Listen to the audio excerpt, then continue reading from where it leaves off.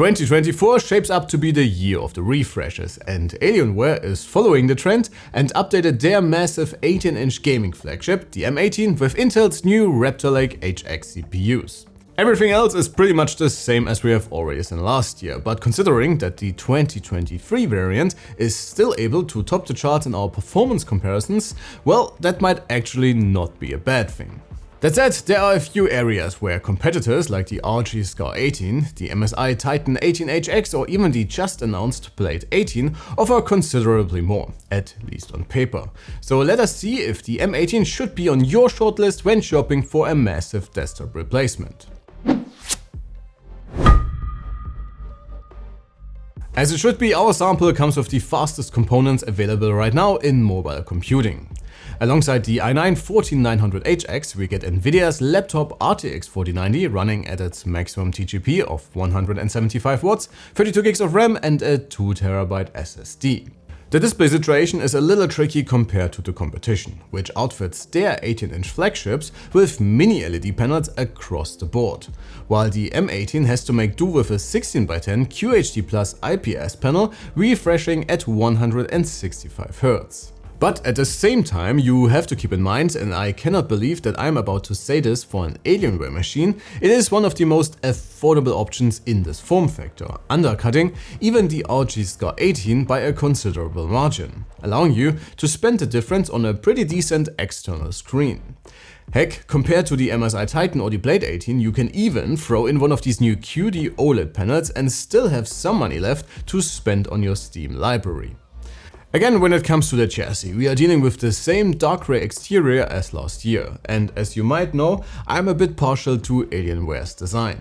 In my opinion, it's one of the best looking laptops out there, with awesome RGB illumination all around and the material quality and haptics to match. There's almost no flex anywhere, and the soft touch material covering the keyboard deck feels actually quite nice. That said, even amongst the other 18-inch behemoths we have reviewed this year so far, the M18 is incredibly heavy, and with the large cooling vents behind the display, it also requires quite a bit of space on your desk. Once again, good luck finding a backpack that can fit this absolute unit of a laptop.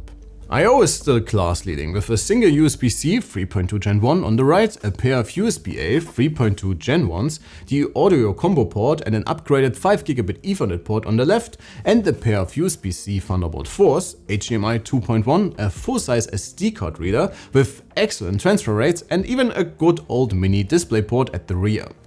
While we would have wished for the faster USB 3.2 Gen 2 standard across the board, the selection and placement is that of a true desktop replacement, and you should easily be able to build all kinds of setups around the M18. Our wireless transfer tests unfortunately reveal quite disappointing numbers, so for your next game downloads or online multiplayer sessions, you might rather want to opt for a wired connection.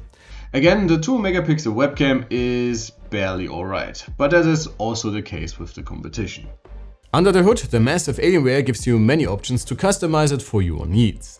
It has 2 SODIMMs and 4 NVMe slots, 2 of which are of the standard length and 2 of which can only accommodate the smaller 20-30 variants. I would have loved to see 2 additional SODIMMs, just like in the Titan, but I can also see that this might be very niche for power users who require a lot of RAM in a somewhat mobile package.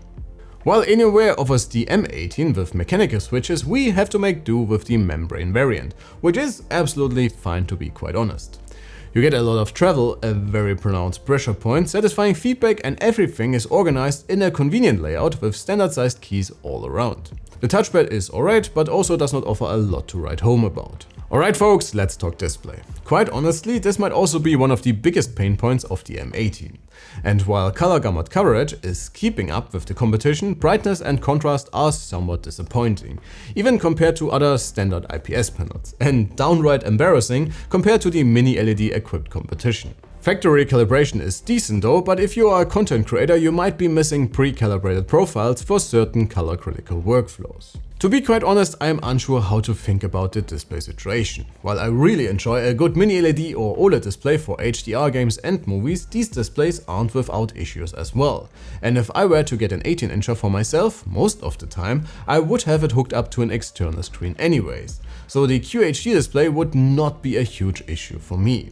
Then again, side by side, almost all of the competitors will give you a better experience. And by the way, stay tuned for our Razer Blade 18 review, since that one also comes with a 300Hz QHD mini LED panel. On the other hand, you do pay quite a premium for the better featured displays in the competition. And as I have already mentioned, the M18 is one of the most affordable 18-inch options out there. So I guess it really comes down to what you are looking for and your personal requirements. But yeah, a mini LED option at least would have been very nice to see. But let's continue with the good stuff. Right now there are actually 3 variants of the Alienware M18 topping our CPU performance rating.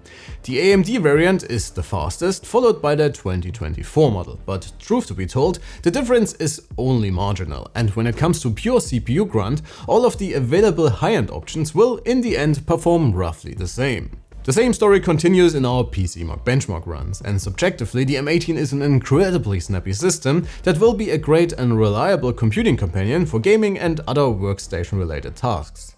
The new and streamlined command center Dell introduced last year also works very well overall. The only other real problem we encountered during our testing is the M18's sleep behavior, with the big laptop randomly waking up every now and then.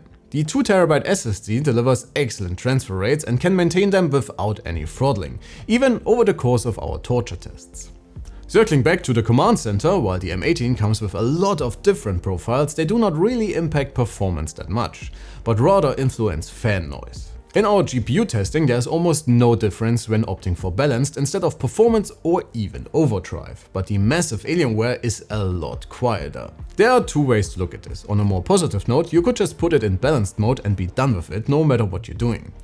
On the other hand, a little more difference in power levels might have also made the M18 a bit more flexible overall. In both our 3DMark rating and our 1080p gaming rating, the M18 can once again comfortably rank amongst the fastest notebooks you can currently buy. And to give you a bit more insight how the M18 performs compared to the competition and in a wider range of different titles in different resolutions, we ran a ton of additional benchmarks. So please enjoy our results, and if you feel entertained so far, please feel free to hit that like and sub button.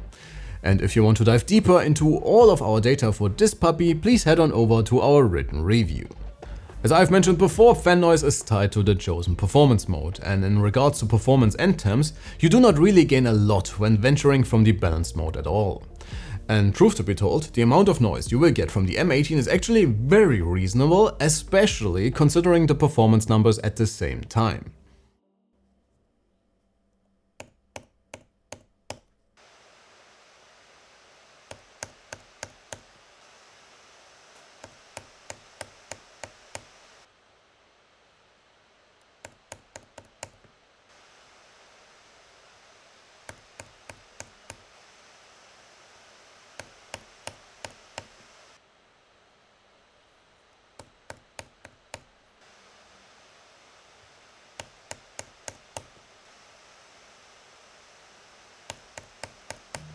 Away from the wall, the ROG's SCAR 18 still reigns supreme when it comes to battery life amongst the largest notebooks currently available. The Alienware performs alright though, with almost 5 hours, and considering that you will most likely not use one of these in the coffee shop around the corner, you are still mobile enough with this one. Alright folks, let's wrap this up for today. Yes, the display situation for the Alienware is tricky, and yes, competing notebooks within this form factor will offer you a better experience.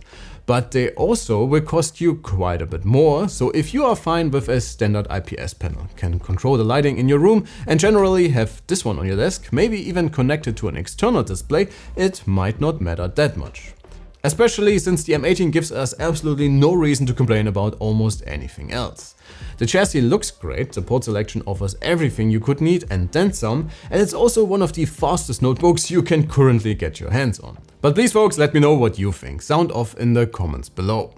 That should be it for today. Please remember to check out our written reviews on the website and leave your likes and subs on your way out. Thanks a ton for watching. My name is Alex, you have been amazing, and as always, I cannot wait to see you all in the next one. Take care.